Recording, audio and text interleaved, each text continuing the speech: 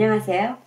이번 영상에서는 우리 학생들의 생각 중에 지금 이 나이 때 성관계 해도 괜찮을까? 이거에 대한 이야기를 좀 나눠보려고 합니다. 이거 역시 우리 중학교 1학년 여학생들의 생각인데요.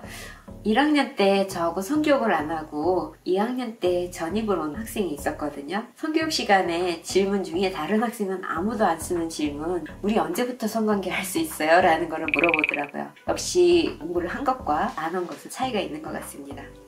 아이들의 결과를 보겠습니다. 여기 제가 좀 재밌게 생각하는 답이 있는데요. 지금 나이 때 성관계 해도 될까? 안 된다.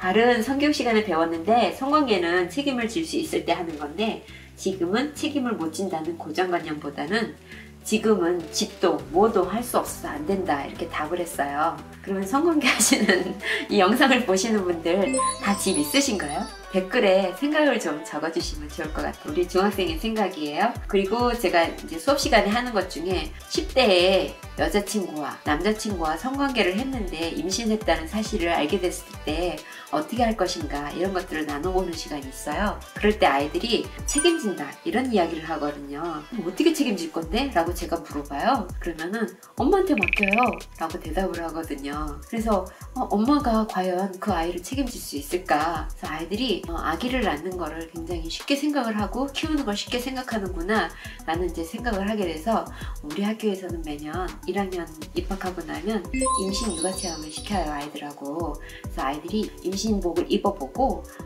입은 상태로 학교에 수업도 받고 급식도 받아서 먹고 체육 시간에 잠깐 내려놓고 체육을 하기도 하고 그러면서 학교 생활 중에 임신 체험복을 입어보고 임신 체험이 끝나고 나면 그 다음날 육아 체험을 위해서 아기를 또 데리고 가서 아기를 안고 다니면서 수업도 받고 그런 체험을 하고 있습니다. 그래서 그런 체험이 끝나고 나면 이렇게 답했던 애들이 임신과 육아는 굉장히 쉽지 않은 일이구나 이런 생각을 하게 되는 것 같아요.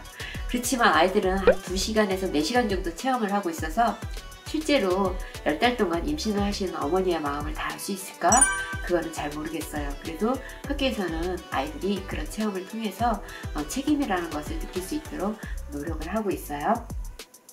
자, 지금 나이 때 성관계 해도 될까? 안 되죠. 지금 나이 때는 절대 하면 안 돼. 굉장히 당연히 안 되죠. 안 된다, 안 된다. 생명을 책임질 수 있는 능력과 미성년자이고 뭐 그런 것들 써있고요.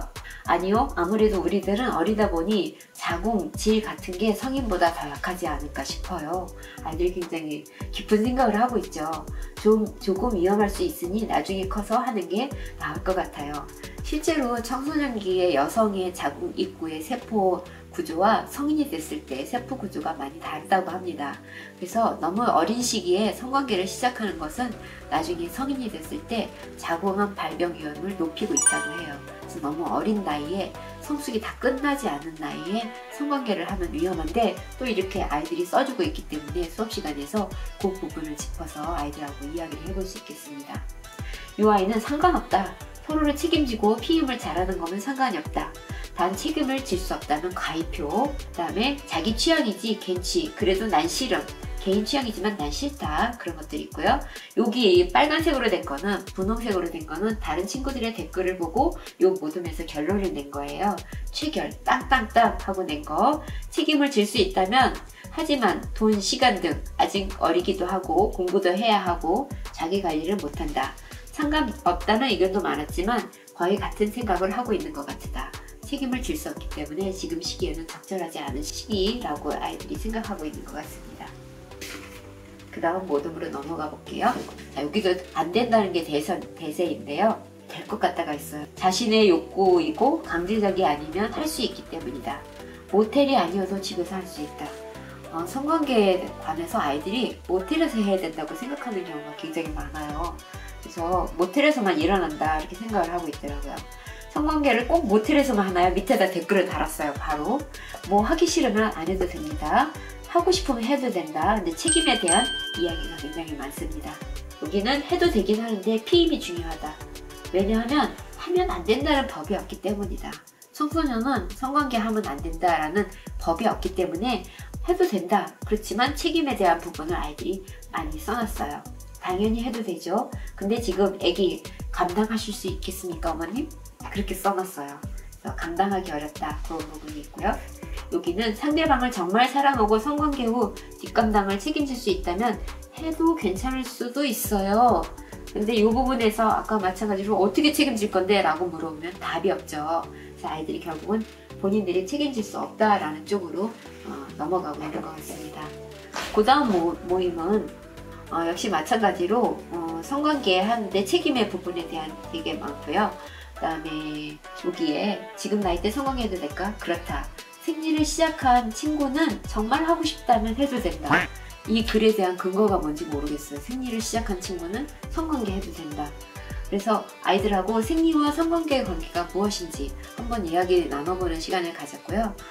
과연 아이들은 생리와 성관계를 어떤 연관성을 가지고 생각하고 있는지 역시 영상을 보시면서 댓글을 한번 달아줘 보시면 좋을 것 같아요. 그 다음에 여기도 성욕에 대한 이야기가 나왔고요. 여기서 책임이 되게 대체적으로 많이 나옵니다. 하고 싶은 사람은 해도 된다.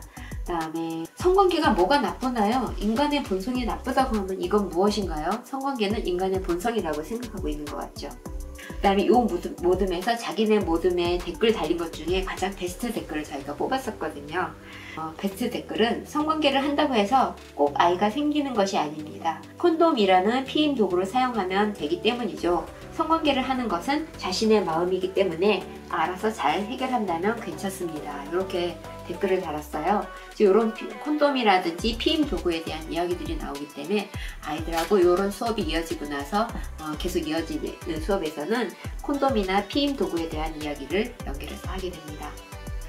그 다음 모든 결과를 보겠습니다. 여기에 쓴 아이는 해도 될까? 네. 14살보다 어린 아이들도 한 적이 있고 콘돔을 끼고 하면 임신도 안 된다.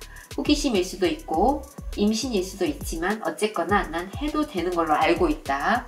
예, 알고 있다. 그 다음에 책임에 대한 이야기 역시 나오고요. 콘돔 굉장히 많이 나오죠.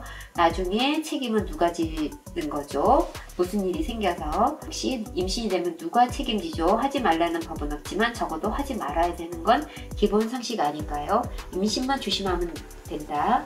그래서 아이들의 그 생각을 읽어보면은 청소년은 성관계를 하지 말라는 법은 없기 때문에 얼마든지 할 수 있는데 책임에 있는 부분에서는 본인들이 콘돔이라든지 피임기구만 하면은 얼마든지 임신을 피할 수 있다고 생각을 하고 있어서 피임기구, 콘돔의 피임 성공률에 대해서 좀 더 자세히 이야기해 줄 필요가 이 결과를 보면서 알 수 있게 됩니다.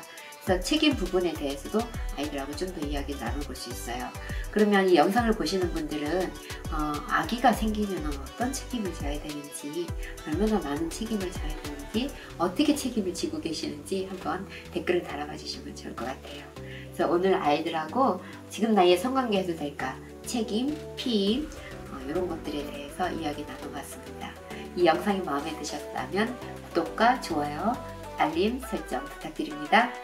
다음 시간에는 성관계 하기 전에 우리 무엇을 준비하면 좋을까에 대해서 이야기 나눠보겠습니다.